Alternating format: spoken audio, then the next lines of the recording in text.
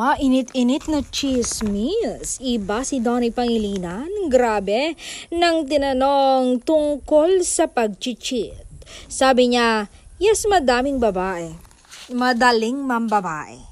Pero sa isang babae ko lang naramdaman yung matinding connection. Yung wala ka nang nakikita, kundi siya na lang.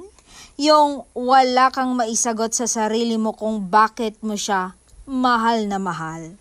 Ganon katindi, guys. Or Bablis, ang tama niya kay Belle. Kaya takot na takot raw siya na mawala ang dalaga sa kanya.